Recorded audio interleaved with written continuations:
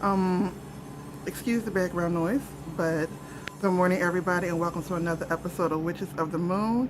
Happy Thanksgiving to all who celebrate. I clearly think my neighbors celebrate, and they're out there building the pilgrim's table. I don't know who does drilling or sawing this early in the morning. Anyway, again, I apologize for the back. You know what? No, I don't apologize for the background noise. This is my life. There's always some noise in the background, something. But happy, happy Thanksgiving. For those of you who don't know me, my name is Ori of OriOasis.com, and I am one of the hosts here on Witches of the Moon. I hope I said I do so much stuff. I get things mixed up. I hope I said Witches of the Moon at the beginning of this video. Anyway, this week we're talking about candle and mirror magic. So the first things first, I'm thirsty. Ugh. Give me some drinks early in the morning. Okay, so mirror magic, right? I want to start with mirror magic because outside of what I do with compact mirrors, and I've said in other videos how I use it as far as protection, deflection, reversal. I really use mirrors for healing work. I don't really scry with it, but I do use mirrors for healing work, and I also excuse me. My clients, when they need healing and they need self-discovery and they need self-acceptance, I always tell them to do the same thing. And which I'm gonna tell y'all, which is one of the greatest things I felt as far as when you're going through something but you don't know what you're going through, but it still needs some type of breakthrough. You need that release. You need to find that emotion that triggers you. Using a mirror is great for that. So what I do and I tell other people is that get yourself in a comfortable position, and you can use any kind of mirror for this. You could do it standing in a bathroom if you feel comfortable standing up, or you could use a little compact mirror. Sit it somewhere so you're not holding it, so your arm doesn't get tired out. Excuse me. Sit in front of it. All you need to see is your face. You don't need to see the rest of your body.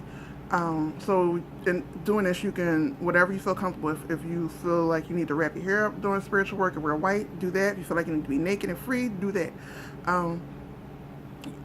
But all you do is just sit in front of a mirror and you stare directly in your eyes. Nothing else. Stare at yourself directly in the eyes. And try to do this for about 5 minutes. Now, in saying this, the first thing that's going to come to your mind is that this is complete utter bull. That's just the first thing. Like, many thoughts will come to your mind, and then it'll feel like it's a complete bull, complete waste of time. Keep going. Keep doing it. And excuse me, the longer that you do it, the more that you'll feel something come up you. Now, mind you, you're staring yourself in the eyes. Of course, blink if you have to. Don't just be like, blank. Okay, blank. But the longer that you do it, the more emotions is going to come up. The more, you may not know where they're coming from. And it won't always be connected to a thought. Because you could be having a happy thought at the moment, but then some type of anger will come up. Go ahead, feel that anger.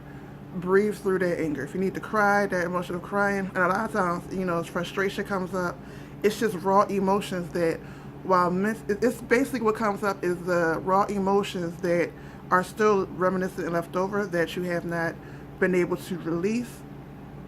Like, whatever the situation is, you may have logically worked through it, spiritually worked through it, but emotionally, it may be still some room that's there.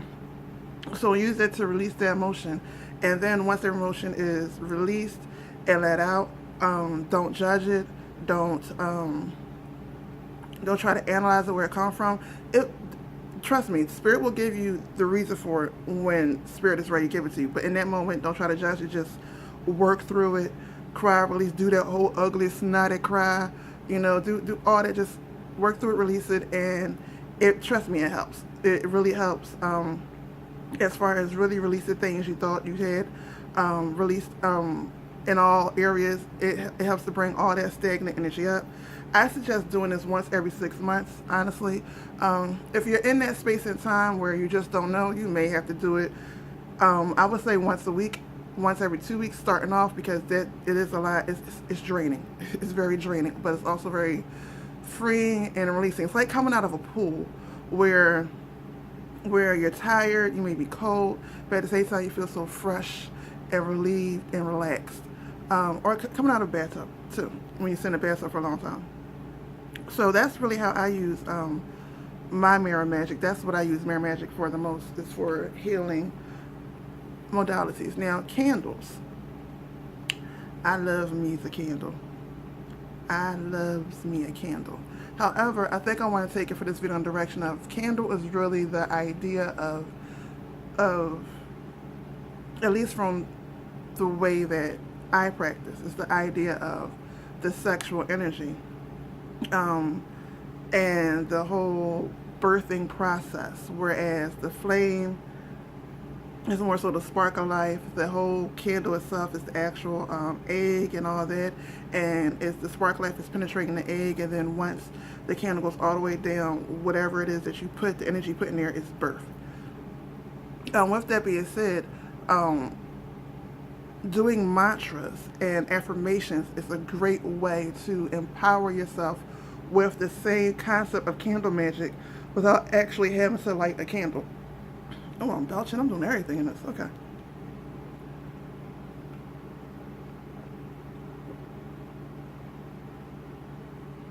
Y'all, I'm not a lady. I'm not a sipper. I am a gulper, okay? But as I was saying, I really should get some more of this. This is good. This is apple cider. Homemade apple cider. This is really good. And it has a little extra cinnamon in it. That's why I keep... Because I need... Y'all can hear the snot and stuff. I need to cleanse myself. But what was I saying? Oh, so mantras and words and affirmations are a great way as far as working with the same concept of candle magic when you cannot use a candle. Because not all of us can burn a candle, and not all of us not all of us are in a situation where we could burn a candle right there, right? So sometimes you need a quick spell, you need that heat, you need that concept, you need that birthing, you need that thing right then and there. Working your emotional state. So what will happen is, okay, because I don't want to make this video too long, and the concept is simple yet complex at the same time, but nonetheless it works. So when you're working your mantras and your words, it don't really necessarily have to be the words that you say. Sometimes it can be gibberish. However, the emotion that you put behind the words, the intent plus emotions that you put behind the words, that is the heat, that is the spark. You actually speaking the words, that is the womb, or the incubation, that is the egg, and then the breath of life that goes to it, that comes out, that is the birthing of it. So it's the same concept of the candle, except you're just using yourself and your words. So you need to this is where when you're working this part of candle magic, you need to hone in onto the emotion you want to attach to it, and also learn how to control your emotions. That way the proper emotion go with the proper words. You ever get in an argument and you say something you can't say back, and then years later you can still see how that person was affected by the way that you said it, by what you said, not just mentally but also physically and all. Especially women, y'all know how we get mad, we get ruthless, okay? Well, not all women, most women are. At least the women I know, we get ruthless with our words. But in saying that, this is the power of words and how you can use your speech for candle magic, as opposed to having to light a candle all the time because they may not be available, and how you can use that element of heat, that element of earth, that spark of life. It's still the same concept. And when doing it, again, just learn how to, you have to learn how to cut your emotions on and off at a switch. And this also is great for just being in situations, learning when to tap into an emotion and tap out of the emotion. As a spiritual worker, that's also something that you have to learn when to tap into the emotion of the client and then tap right back out so you could do the work. Tap into the emotion of the client to find out what's really going on, to find out the whole truth about what they're telling, because clients ain't going to tell you the whole. Majority of the clients are not going to tell you everything because they want your sympathy. And that's their right. They're supposed to. They want you to do the work for them. But you, as a spiritual worker, have to be able to see tap into, again, the emotion, to feel everything, to make sure that the way that they want you to work is the best way for the results that they want. Because they may want, either way, I'm going on a tangent. Back to what I was saying. Learn how to tap in the emotion and out the emotion, in the emotion, out the emotion. And when you're able to tap in the emotion, out the emotion, you'll see how more powerful your candle magic with just your breath works. How you're able to just say something in pure love, or if you're doing reversal, say something in pure vulnerability. Depending on the deity that you work with. If you work with deities, you have to say it with pure vulnerability when you're doing reversal work or protection work, or say it with pure anger or pure power, depending on which one you work with. But be able to tap into that is great. It's another great way of doing candle magic without actually having to use a candle. And also, it's very cost efficient. Very cost efficient. It can be draining because you have to pull a lot out of you, which is the reason why we use candles and stuff, so we're not pulling so much energy out of us. But I think it's a great way to, I don't think, I know, it's a great way to work with candle magic, especially just starting out. And again, like I said, for all you witches on a budget, and no matter how much money I make, I'm still going to be on a budget, boo. Okay? It's cost efficient.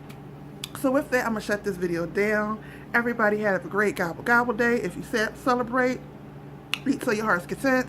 But make sure you got all that stuff to settle your stomach afterwards. You know, at a certain age, you can't be eating like you used to when you was 15 to 16.